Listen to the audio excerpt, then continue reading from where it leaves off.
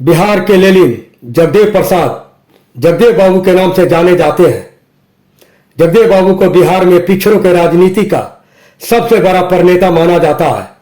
इनका बचपन सामाजिक असमानता और सामंतवादी व्यवस्था के साये में गुजरा। यही कारण था कि बचपन से ही क्रांतिकारी और प्रगतिशील विचार इनके मन में कूट कूट कर भरा था। जगदेव बाबू हमेशा शोषितों और वंचितों के लिए आजीवन संघर्ष किया।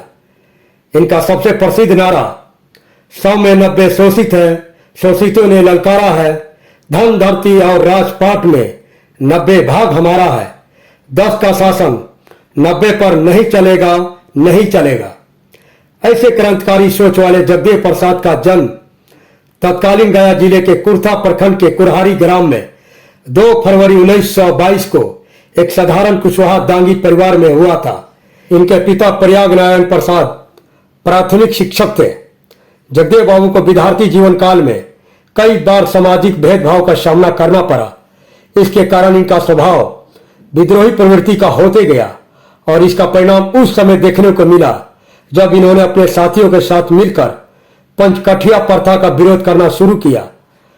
पंचकठिया प्रथा में किसानों को फसल का 5 कट्ठा जमीन जमींदारों के हाथियों के चारा के लिए देना पड़ता था।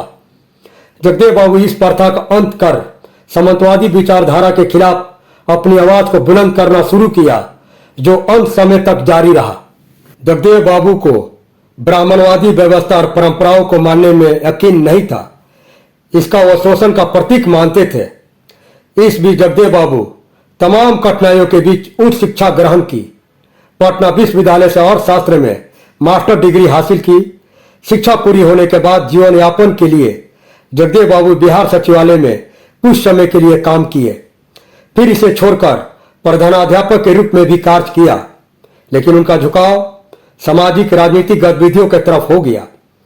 जगदेव बाबू राम मनोहर लोहिया और जयप्रकाश नारायण के समाजवादी आंदोलन से बहुत प्रभावित थे। राम मनोहर लोहिया और उपेंद्र नाथ वर्मा ने इनको सोशलिस्ट पार्टी से जुड़ने को प्रेरित किया।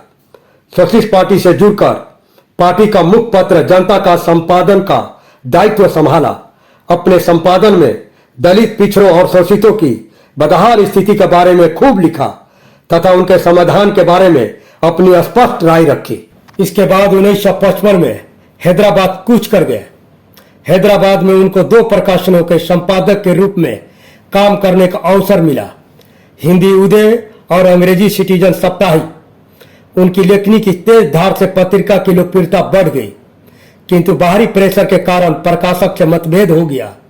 नतीजा, सिद्धांतों से समझौता नहीं, इस्तीफा का रास्ता चुना।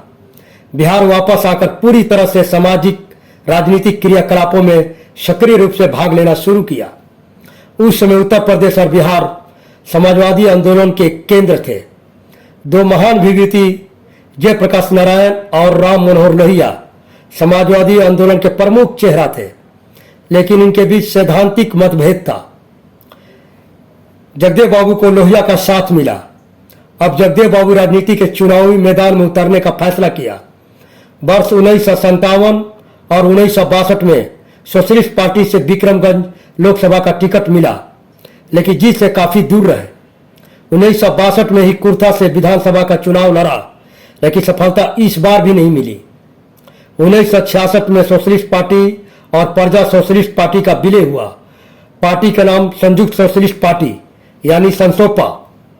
साल 1967, इस साल में जगदेव बाबू एक राजनेता के रूप में प्रमुख भूमिका निभाने वाले थे। बिहार की राजनीति बदलने वाली थी। इस साल बिहार विधानसभा चुनाव में कुर्था विधानसभा से संसोपा के टिकट पर पहली मर्तबा जगदेव बाबू विधायक बने। इस चुनाव में सत्तारूढ़ भारतीय कांग्रेस पार्टी को बहुमत नहीं मिला। समाजवादी नेता राम मनोहर लोहिया के प्रयास से संवित सरकार बनी। बिहार में पहली बार गैर कांग्रेसी सरकार का नेतृत्व महामाया प्रसाद ने किया, लेकिन जगदेव बाबू इस सरकार से खुश नहीं थे। लोहिया का नारा संसोपा ने बादी गाप, पिछड़ा पावे 100 में 60, लेकिन लोहिया के इस नारे का प्रतिफल जमीन पर देखने को नहीं मिला। जगदेव बाबू इससे सहमत नहीं थे। कमाए धोती वाला, खाए टोपी वाला। राजनीतिक हलवाई नहीं करने का निश्चय किया। परिणाम स्वरूप 25 अगस्त 1967 को संयुक्त सोशलिस्ट पार्टी से एक अलग गुट बना और गठन हुआ एक नई पार्टी नाम शोषित दल। इस दल को भारतीय कांग्रेस पार्टी ने समर्थन दिया और इस बार पहली बार कोई पिछड़ा समाज का बिहार में कोई मुख्यमंत्री बना। नाम सतीश प्रसाद सिंह और उप मुख्यमंत्री बने जगदेव बाबू। ये दोनों इस पद पर मात्र 4 दिन ही रहे। पूर्व निर्धारित योजना के अंतर्गत बीपी मंडल मुख्यमंत्री बने और इस सरकार में जगदेव बाबू सिंचाई और बिजली मंत्री बने, लेकिन यह सरकार ज्यादा दिन नहीं चल पाई। उसी दौर में जगदेव बाबू का मुलाकात रामस्वरूप वर्मा से हुआ। उत्तर प्रदेश में रामस्वरूप वर्मा ने सामाजिक सांस्कृतिक बदलाव के लिए 1 जून 1968 को अर्जक संघ की स्थापना की। यह संगठन द्विज परंपरा और ब्राह्मणवाद विरोधी विचार पर आधारित है। वह मानवतावाद में विश्वास करता है। इस विचार को जगदेव बाबू बिहार में शोषित समाज में फैलाने का प्रयास किया। साल 1969 में बिहार में मध्यावधि चुनाव होता है। कुर्था विधानसभा से जगदेव बाबू को फिर से जीत मिलती है। हरिहर सिंह की सरकार में नदी घाटी विभाग उन्हें मिलता है। इसके बाद जब दुर्गा प्रसाद राय मुख्यमंत्री बने तो फिर से इन्हें बिजली और सिंचाई विभाग मिलता है। इसी कार्यकाल में उन्होंने शोषितों के लिए 90% हिस्सेदारी की मांग की थी। उनका स्पष्ट मानना था 10% शोषक और 90% शोषित। जगदेव बाबू महात्मा बुद्ध और कार्ल मार्क्स से प्रभावित थे। जगदेव बाबू कम्युनिस्ट विचारधारा के साथ थे, लेकिन भारत में जब तक शोषित समाज इसका नेतृत्व नहीं करेगा तब तक भारत में कम्युनिज्म का संघर्ष छलावा है। इसलिए जगदेव बाबू जाति वर्चस्व को चुनौती दी। 7 अगस्त 1972 को डालमिया नगर में जगदेव बाबू की शोषित दल और रामस्वरूप वर्मा की पार्टी समाज दल का विलय कर एक नई पार्टी शोषित समाज दल का गठन किया गया। इनके सभाओं में शोषित समाज के हजारों लोग जुटने लगे। दिनों दिन इनकी लोकप्रियता बढ़ने लगी। जगदेव बाबू को सामाजिक राजनीतिक उत्पीड़न के परिप्रेक्ष्य में नारे गढ़ने में महारत हासिल था, जो किसी भारतीय राजनेताओं में बहुत कम ही देखने को मिलता है। राष्ट्रपति हो या चपरासी की संतान, सबको मिले शिक्षा एक समान। असमानता की जड़ यहीं से शुरू होता है, जिसके लपेटे में शोषित समाज आ जाता है। 2 बातें हैं मोटी मोटी, सबको इज्जत सबको रोटी। गोरी कलैया कादों में अगले साल भादों में, यह नारा लैंगिक असमानता पर सोचने पर मजबूर करती है। लेकिन इसी नारे ने एक विशेष वर्ग को उस क्षेत्र में आक्रोशित कर दिया और उनकी हत्या की साजिश की रूपरेखा तैयार होने लगी।